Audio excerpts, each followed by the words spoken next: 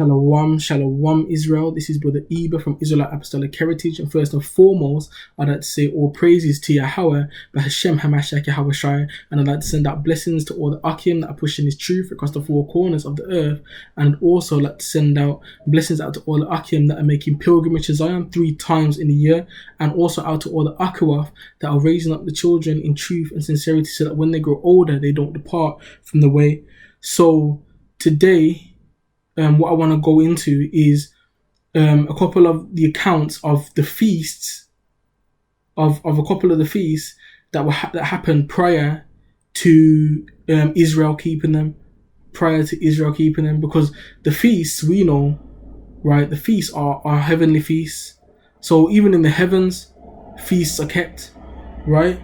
So I'm going to be reading from Jubilees today, because Jubilees speaks about the feasts, right? It speaks about times and seasons and feasts, speaks about the Shabbat and stuff like that. But today I'm going to look at Shavuot, also known as the Feast of Weeks, and also the Feast of Booths or the Feast of Tabernacles. Those are the two that I'm going to have a look at today, that I'm going to read today. So, because we know those are written off in the canon, right? Those are one of the 7 main feasts, right, which were ordained by the Most High, which the Most High told us to keep. Right, so I'm reading from Jubilees. I'm going to be reading from the pseudepigrapha. So if you haven't got one of these, this is a good tool to have because it's got quite a lot in there. It's good as well because with the canon you can get so much from it, but with this, at least then you've got a bit more on top, because it goes into, because everyone doesn't remember things the same way. So you're going to find that when people have different accounts, they remember different things from it. So you're going to find new things in there, and it's going to give you a broader understanding as to what you have now. So that's the reason why it's good, right? So in Jubilees, when you get to the account of Noah and the flood, then after Noah and the flood, that's when they start keeping Shavuot, right? So what I'm going to do is, this is Jubilees chapter 6, and I'm going to read from verse 15, because now it starts talking about the rainbow. So this is Jubilees chapter 6 and verse 15, and it says, "And he gave a sign to Noah and his children that there should not again be a flood upon the earth. He set his bow in the clouds for a sign of the covenant which is forever, that the water of the flood should therefore not be upon the earth to destroy it in all the days of the earth." So it was saying that there was never going to be a flood again, right? So then it says, this is verse 17, "Therefore it is ordained and written in the heavenly tablets that they should observe the feast of Shavuot in this month once per year, in order to renew the covenant in all respects, year by year." So that's the reason why they were keeping Shavuot in that period, right? When it was ordained in the heavenly tablets, right? So imagine, because the Shavuot is the Feast of Weeks, right? So it's the Feast of Harvest, right? So it's leading up to Pentecost, right? So that's to do with the harvest. And when the flood came, remember, it would have wiped out the entire greenery and everything around. So after he said there wasn't going to be a flood on the earth again, it means he wasn't going to destroy the land anymore, the earth anymore. So it wasn't going to come to a point where he flooded the land where there'd be no food around, because that's the reason why we started to eat meat and stuff like that, because that's all we had. Because it would have taken us a while, it would have taken Noah and his sons a while for them to walk to find greenery, or to find like vegetables, all of that type of stuff, because majority of the area would have been completely destroyed by the flood. So we're thanking the Most High for the harvest. We're thanking the Most High for the food that He's giving us, right? Because He's the one that brings the rain to make that happen. He's the one that made the earth to make that happen, to give us this stuff, to make us experience, to let us experience this stuff. So when we're keeping it every year, we're also thanking the Most High for this. We're thanking the Most High for not flooding the earth. That's what we're doing, right? Yeah, so it says, in order to renew the covenant in all respects, year by year. So it says, "And all of this feast was celebrated in heaven from the day of creation until the days of Noah. So this feast was celebrated in heaven, like it says, from the day of creation unto the days of Noah. And it says 26 jubilees and 5 weeks of years. And Noah and his children kept it for 7 jubilees and 1 week of years until the death of Noah. So when Noah died, it's saying that it wasn't kept. So it says, and from the day of the death of Noah, his sons corrupted it until the days of Abraham. So it was corrupted by his sons until Abraham came upon the scene, and Abraham loved the Most High, so he kept it for real. And it says, and they ate the blood, but Abraham alone kept it, and Isaac and Jacob and his sons kept it until your days. But in your days the children of Israel forgot it until you renewed it for them on this mountain. Because the Most High was telling Moses all of this, right?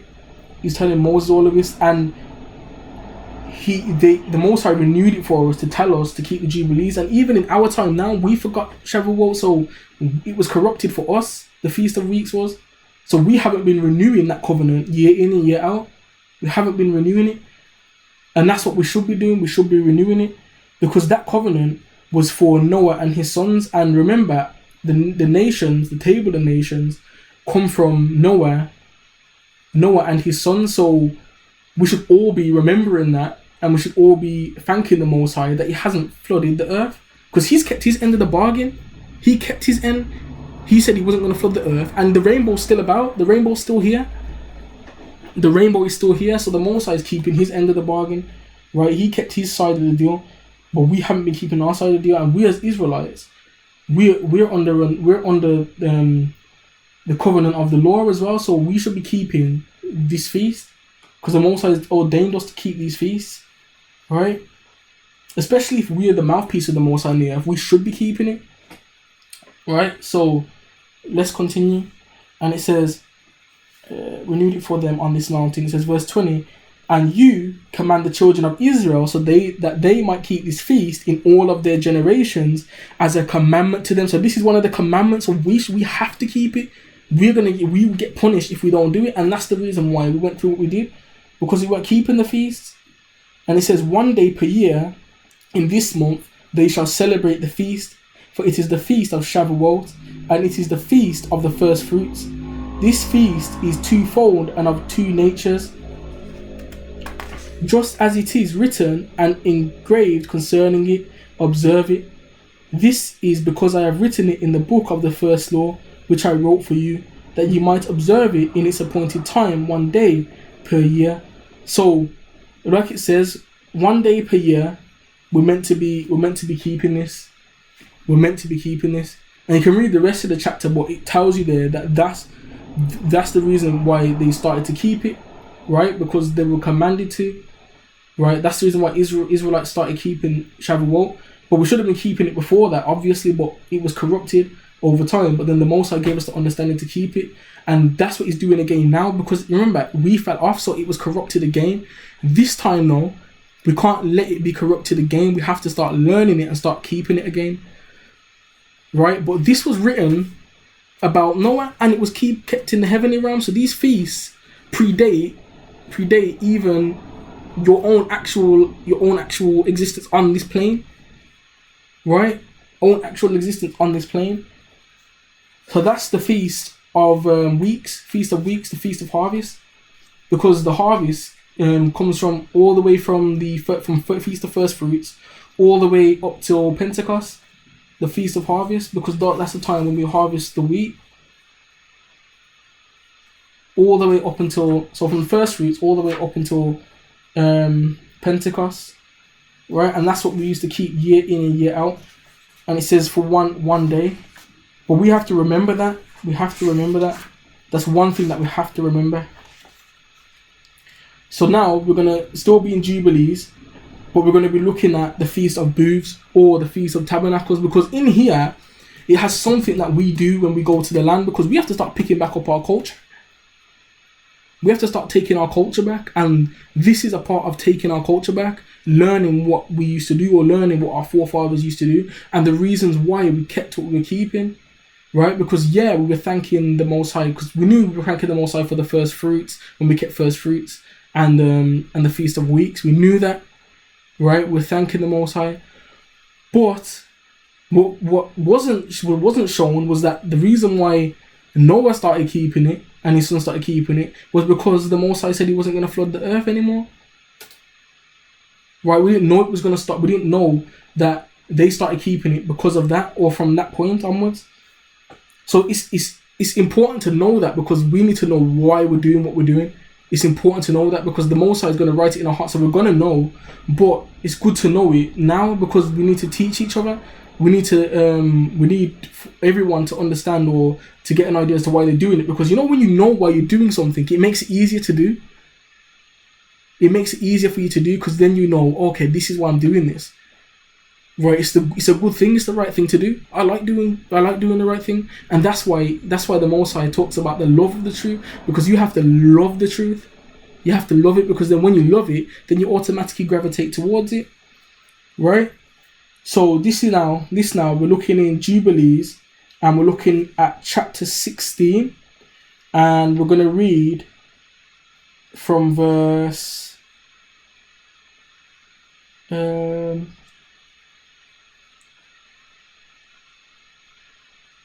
So we'll read from verse 10. Okay. So this is Jubilees chapter 16 and verse 10. And it says, "And in this month Abraham moved from Hebron and went and dwelt between Kadesh and Shur in the mountains of Gerar, and in the middle of the 5th month. And in the middle of the 5th month he moved from there, and he dwelt by the well of Oph.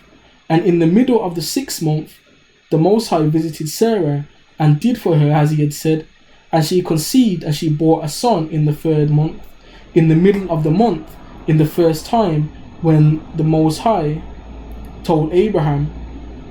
In the middle of the 1st month, in the time when the Most High told Abraham. Isaac was born on the feast of the first fruits of the harvest, and notice how he was born in the first fruits. Notice how he was born in the first fruits. Because that's the one that the Most High was looking at. That's the child the Most High was looking at. He was the promised child. He was the firstborn of Abraham. That's what the Most High was showing. Right? And it says, and it continues on, it says, "And Abraham circumcised his son on the 8th day. He was the first one circumcised according to the covenant, which was ordained forever." So he was the first one circumcised by the covenant. So he was the first one done on the 8th day. Right? And it says, "And in the 6th year of the 4th week, we went forth to Abraham at the well of Oph, and we appeared to him, just as we said to Sarah that we would return to her. And she conceived a son, and we returned in the 7th month, and we found Sarah pregnant before us. And we blessed him, and we announced to him everything which was commanded for him, that he would not die until he begot 6 more sons, and he would see them before he died. And through Isaac, a name and a seed would be named for him." So through Isaac, who was his firstborn, a seed would be named for him, which is Israel, right? Because that's who was going to come forth out of Isaac's loins. He was going to come through Jacob, whose name would change to Israel, right? And it says, "Name for him, and all the seed of his sons would become nations, and they would be counted with the nations. But from the sons of Isaac, one would become an holy seed, and he would not be counted among nations, because he would become the portion of the Most High, and all his seed would fall by lot into that which God will rule, so that he might become a people belonging to the Most High, a special possession from all people, because we are a special possession to the Most High. We are his inheritance." And it's verse 19, and it says, "So that he might become a kingdom of priests and a holy people. And we went our way, and we announced to Sarah everything which we had told him.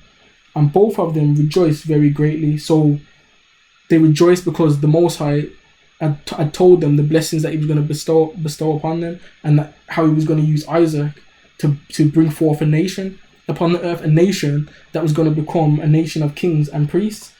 So let's read on, right? So this is verse 20 now.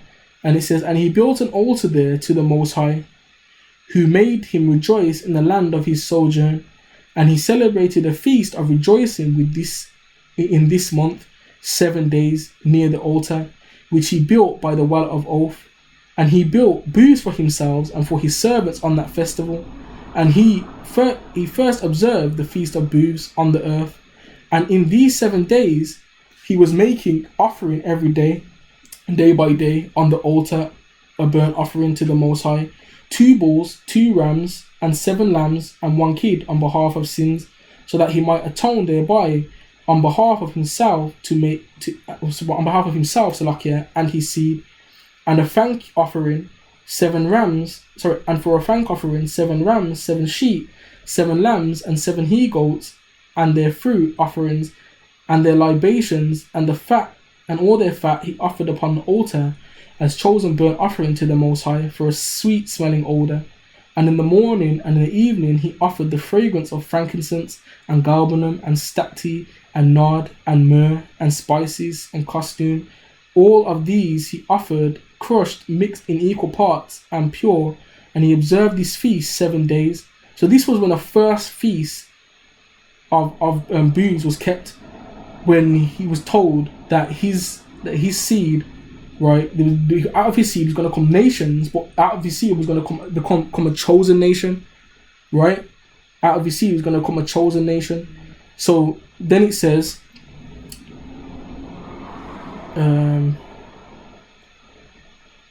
for 7 days, rejoicing with all his heart and with all his soul of those who were in his house. And it says, and there was no alien with him, or any who were not circumcised.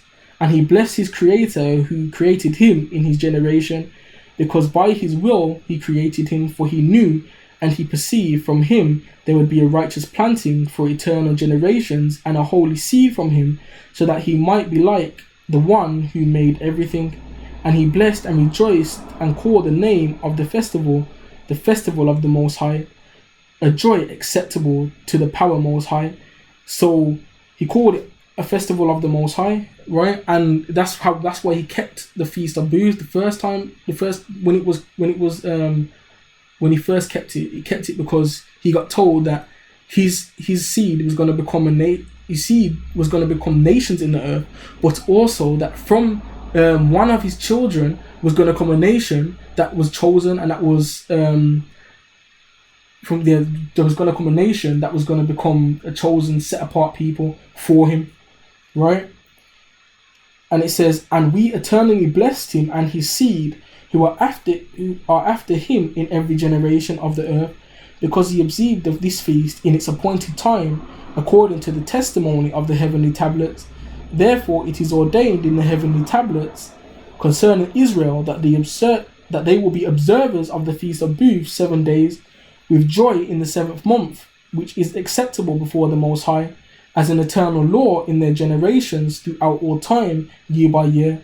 And there is no limit of days for this, because it is ordained forever concerning Israel, so that they should observe it, and they should dwell in tents, and that they should place crowns on their heads, and so that they should take branches of leaves and willow from the stream. So we have to keep this year by year, right? So it's ordained for us to also keep it, right? Keep this year by year. And then that's when it starts talking about taking branches of leaves and willow. And that's why when you see us with the photos, I'll put some up, and we're wearing the crown on our head of willow, right? And we have the palms in our hands. This is the reason why. And it says year by year, and there is no limit of days. So we're not going to ever stop doing this, because it's forever, right? For this, because it was ordained forever concerning Israel, so that they should observe it, and they should dwell in tents. So that's why we dwell in tents. And they shall place crowns on their head, which is of the willow. And so that they should take branches of leaves and willow from the stream, and that's what we did. And it says, and Abraham took branches of palm trees, so that's what we did as well. And it says, and fruit of good trees, and each day of the days he used to go around the altar with branches 7 times per day in the morning, and he was praising and giving thanks to his power for all things. So the reason why the Feast of Booths was kept was because Abraham was given the news that his seed was going to become nations on the earth, and out of one of his children was going to come the seed that the Most High chose, which was Jacob, which was Israel. And then the thing is that if you were just to read the canon, you wouldn't get that understanding, or you wouldn't know that. But it's good to know these things, because the Most High wants us to know why we're keeping them, not just to keep them. He needs us to know why we're keeping them, because it will make it more clearer to us as to why we're keeping it, and we can get more spiritual understanding from it as well. So it's always good to know. It's always good to know. So with that, I hope you got something from it. So it's always good to read this, always good to read stuff like that, because it gives you broader knowledge, right? So with that, again, I hope you got something from today, and I'm gonna say shalom, and I'm gonna say all praises to Yahweh by Hashem Hamashiach Yahweh Shai. I'm gonna say blessings out to all the Akim that are preaching the gospel of the kingdom to the nation of Israel, wherever they are, scattered across the four corners of the earth, and also out to all the Akim that are making pilgrimage to Zion 3 times in a year, and also out to all the Akawaf that are raising up the children in truth and sincerity, so that when they grow old, they don't depart from the way. So again, with that, I'm going to say shalom and peace and blessings. Shalom.